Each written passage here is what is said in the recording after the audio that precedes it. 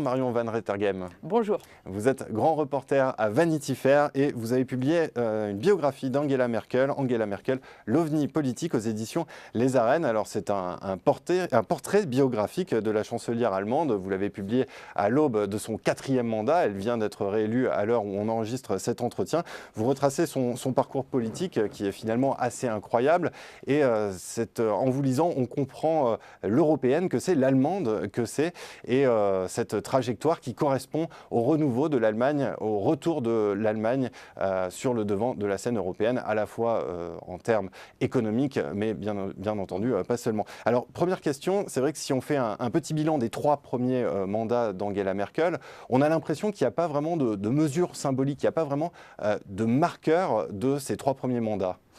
C'est tout à fait exact. Ce n'est pas ce qui caractérise Angela Merkel, d'être une réformatrice et d'imposer des mesures, quelles qu'elles soient.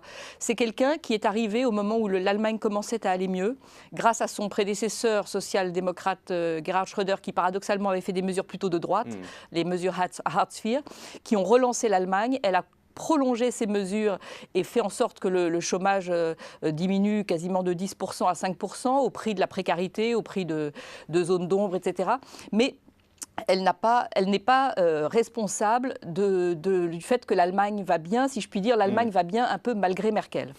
Alors ça, effectivement, c'est intéressant. Vous avez devancé la question que j'allais vous poser. Est-ce que justement, cette absence de mesures phares, on peut dire que c'est typiquement allemand, c'est quelque part le secret de sa longévité et que ce serait quelque chose qui serait non duplicable dans l'exercice du pouvoir en France ? Je ne sais pas si c'est typiquement allemand, puisque justement Gerhard Schröder lui, a eu le courage de faire des mesures qui lui ont d'ailleurs coûté cher, mais dont tout le monde bénéficie maintenant. En tout cas, de manière macroéconomique, c'est quelque chose qui a bénéficié à l'Allemagne. Maintenant, il y a toujours des gens qui disent que c'est vrai, il y a eu des laissés pour compte de ces mesures. Enfin, c'est toujours comme ça. On ne peut pas satisfaire tout le monde, on ne peut pas fabriquer le paradis sur Terre. Mais globalement, l'Allemagne va très bien. C'est la première puissance économique européenne et c'est largement grâce à Schröder. C'est vrai que Merkel a une particularité, c'est que donc ce n'est pas une grande visionnaire, c'est pas une anticipatrice, c'est pas un génie de la stratégie, ni de la réforme. C'est quelqu'un qui, je la compare un peu par boutade à la reine d'Angleterre, c'est quelqu'un qui incarne l'Allemagne plus qu'elle ne fait, c'est quelqu'un qui est plus qu'elle ne fait, et le fait de sa manière à elle de contenter les Allemands et de réussir une forme d'exploit politique dans la longévité, même s'il y a eu des précédents en Allemagne, il y a eu Helmut Kohl et Adenauer avant elle, c'est de ne pas faire grand-chose et d'avoir beaucoup de chance aussi que le pays se porte bien. Je ne suis pas sûre que Merkel serait une bonne chancelière si le pays allait mal, si elle saurait renverser une tendance. Il se trouve que l'Allemagne est extraordinairement inventive, industriellement. On voit, ils ont un génie pour trouver toujours les produits qui savent plaire. C'est ça qui nous manque en France. Les produits qui savent plaire au monde entier, qui trouvent toujours les créneaux qui sont utiles.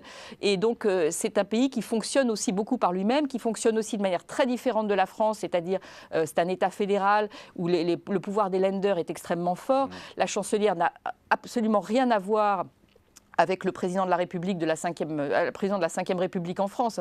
Son pouvoir est beaucoup plus divisé, elle doit rendre compte, elle est députée elle-même, elle est chef de parti, elle va dans sa circonscription tous les mois, elle rend compte devant le Bundestag, devant le Bundesrat, elle répond de la Cour constitutionnelle. Donc on ne peut pas comparer les deux systèmes. Oui. Le pouvoir de Merkel est largement partagé. Elle est loin d'être jupitérienne en quelque sorte. Alors ce qui est intéressant, c'est que son premier mandat commence en 2005 et effectivement, vous l'avez dit, c'est le moment où l'Allemagne commence à aller mieux. Aujourd'hui, 12 ans plus tard, l'Allemagne a affirmé son leadership économique en Europe. Et pourtant, Angela Merkel disait en 2007 qu'il fallait qu'elle s'y mette. Les questions économiques et financières n'étaient pas forcément son fort. Effectivement, c'est une chimiste de formation. Alors comment expliquer cette concordance de la longévité de Merkel, qui est non économiste, et cette réaffirmation du leadership économique allemand ? Elle a été fauchée au cours de son premier mandat par la crise financière, comme Nicolas Sarkozy, qui est arrivé un peu après elle. Sarkozy, à la différence de Merkel, était extrêmement actif, entreprenant. Elle le trouvait d'ailleurs trop agité. C'était vraiment deux tempéraments qui ne s'entendaient pas du tout. Lui était toujours de l'avant, dans l'initiative, voulait faire les choses. Je pense qu'avec le recul, on lui doit beaucoup, quand même, dans la manière qu'il a eu de réagir à cette crise financière. Et elle, Merkel, donnait le sentiment d'être toujours en retrait, toujours très prudente, à ne pas vouloir prendre les décisions. Ça tenait aussi d'abord au fait que l'Allemagne, justement, allait plutôt mieux que les autres, autres, a été protégée un tout petit peu plus longtemps que les autres, avec les banques, des lenders qui ont été atteintes un peu plus longtemps. Donc elle a mis du temps à réaliser la situation, à prendre la mesure de la situation. Et c'est vrai qu'elle avait dit à Bush en marge d'un sommet, je ne comprends pas grand-chose à l'économie, c'est pas mon fort. À sa défense, personne ne comprenait grand-chose à la crise financière à ce moment-là. Le nombre de... Moi, j'avais dit une fois à un ancien vice-gouverneur de la Banque de France, j'avais dit, je ne comprends rien. Il m'avait dit, écoute, si quelqu'un te dit que tu comprends, ne le crois pas. donc elle est excusable, Merkel, de ne pas avoir bien saisi la mesure. Mais c'est vrai qu'elle était très en retrait, elle a paru comme peu européenne, peu solidaire à ce moment-là, par rapport aux initiatives que voulait lancer Sarkozy. On peut aussi se dire que, parce que Sarkozy avait été sévère à son endroit en disant à un moment en conférence de presse, la France agit, l'Allemagne réfléchit. Ça l'agaçait, il disait toujours elle réfléchit, elle ne veut pas me donner de réponse et tout ça. En fait, elle avait très mal pris la chose et il avait été obligé de corriger ensuite parce qu'elle disait pendant que l'Allemagne réfléchit, l'Allemagne, elle va, c'est-à-dire moi, je vais devant le Bundestag à essayer de convaincre les députés des mesures que vous voulez prendre pour dégager des prêts et des plans de relance, etc. Et en fait, c'est ça la différence entre Merkel et Sarkozy, c'est que lui, il décide, elle doit à chaque fois convaincre le Bundestag. Et on peut se dire, je n'ai pas la réponse, peut-être qu'elle a très mal agi et qu'elle a vraiment plombé l'économie trop longtemps pendant cette crise, à force de prudence et d'attentisme pendant cette crise financière. On peut se dire aussi que tactiquement, elle a réussi à imposer finalement un Bundestag très réticent, ce que les autres Européens voulaient. Alors ça met plus de temps en Allemagne, c'est toujours comme ça, mais une fois que c'est décidé, c'est décidé.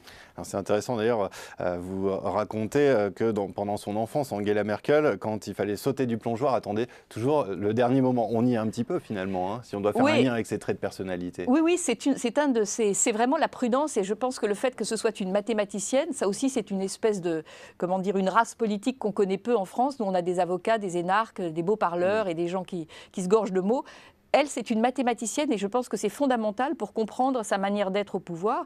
C'est-à-dire qu'elle regarde le problème plus elle aborde un problème dans le détail avant de le regarder dans son ensemble. Elle est analytique plus que synthétique. Et donc, ça la rend très lente. Elle examine les choses au fur et à mesure qui se posent devant elle et elle regarde ce qui est possible, ce qui n'est pas possible. Et ça exaspérait évidemment Nicolas Sarkozy. Un trait de personnalité qui, parmi d'autres, qui font d'Angela Merkel une ovni politique. Merci beaucoup à Marion von Rettergem pour cette présentation. Et puis pour ceux qui veulent aller plus loin, je renvoie à cette biographie publiée aux éditions Les Arènes. Merci encore. Merci beaucoup.